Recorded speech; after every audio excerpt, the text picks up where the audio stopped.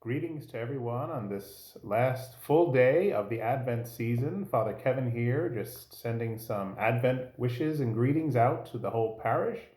Certainly hope everyone is coping as well as can be expected in these challenging times. Certainly know that we have been praying for you, the priest of the parish, and offering our prayers and intentions for those who are struggling during this time and just those who have so much uneasiness and fear.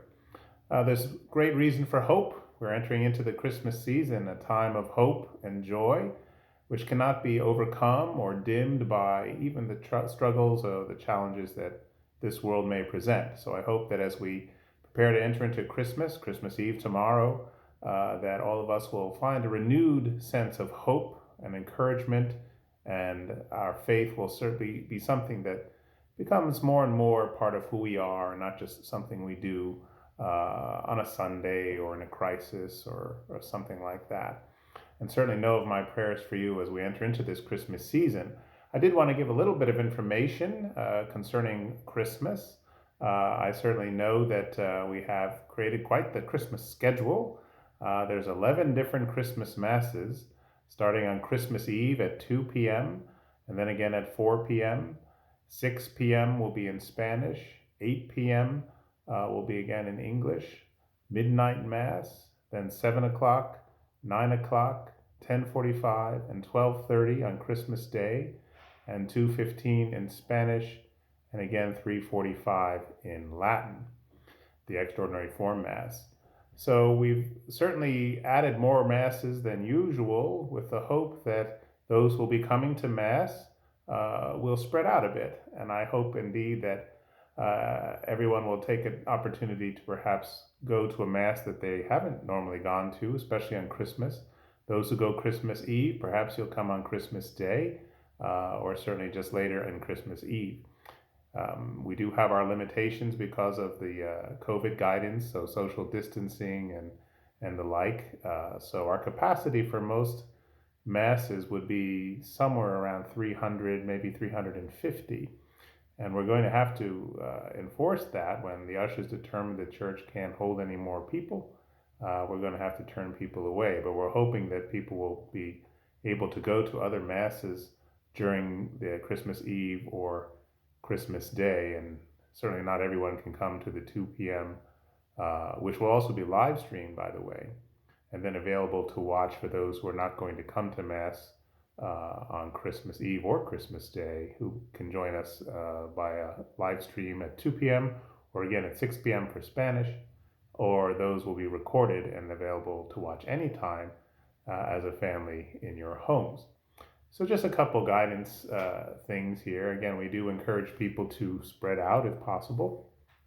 We will have the social distancing that's been taking place since we started masses up in the end of May will continue. We're going to, of course, everyone who comes to Mass is expected to wear a mask, and then the ministers and priests will be wearing them except when we're at the pulpit or at the altar. And then when we give out communion, of course, the protocols we've been following, which have worked very well, will continue. We will be distributing communion. We'll have our masks on, of course, and then we will have disinfectant wipes that we will use if we happen to touch anybody's hand or if someone comes up and receives on the tongue. We automatically wipe our fingers down, so just in case as a protocol. And we've been doing this since the end of May, and it's worked out very well. But certainly know that we hope as many people as possible will come to and spread out at all the different masses, and we certainly look forward to seeing those who will come. With regard to another protocol, we will have some overflow seating in Fellowship Hall for every Mass, but for the two live stream Masses, there will also be a remote screening overflow in the parish auditorium for a certain number of people as well. That will only be for the live stream Mass. Fellowship Hall will be at every Mass, some available seats there, but not a huge number because of the distancing requirements again. So we're going to try to do the best we can. We do ask everyone to be patient and to be understanding and accommodating to the ushers when we determine that we've reached our capacity and we do have to let people know that they can't come in, that they'll hopefully go to another Mass or watch it at home. But we do hope that this will work, and we're hoping that with all the options that it will be something that everyone can take advantage of.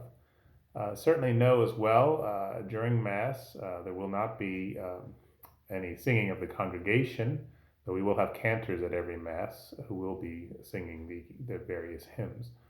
But we will not be having music or congregational singing, as we have not done since we started Masses again, in order to limit the spread. And also, with regard to the collection for the offertory, I'm most grateful for the people who have been supporting the parish with their offertory online giving through Faith Direct, and I certainly would encourage those who have not signed up for that to do so. It gives you a lot of flexibility with regard to planning and supporting the parish, even when you cannot perhaps be with us in person, or mailing their envelopes in. Those have been wonderful things to support the parish in this challenging time as well, with our income being affected by all of this very much so. But for the masses the regular masses that we have each week, and of course on Christmas, the collection baskets will not be passed around, but there'll be baskets at the head of the main aisle of the church as people come in or as they leave. We ask that you would put your offering to support the church there, and know that we're most grateful for that, because our fixed expenses and so many other things and costs don't go away, even though we've been struggling now for the last 9 months, as everyone has, with the impact of this COVID on our finances and our operations. And we're doing the best we can, and I'm most grateful for those who've been so generous and mindful of our needs, even if they haven't been able to make it to Mass, or not consistently anyway. So I do thank you in advance for those who are supporting the parish and will continue to do so. But know, as I close out and we prepare to enter into this Christmas season, that I certainly will keep all of you in my prayers, and know that Father Colin and Father Thomas and myself are certainly most privileged to be here as your priests, and we're grateful for the many signs of support and prayers and encouragement we've received, and know that we will continue to pray for all of you in this holy season. So wish all of you a very blessed and Merry Christmas, and indeed a Happy New Year. God bless.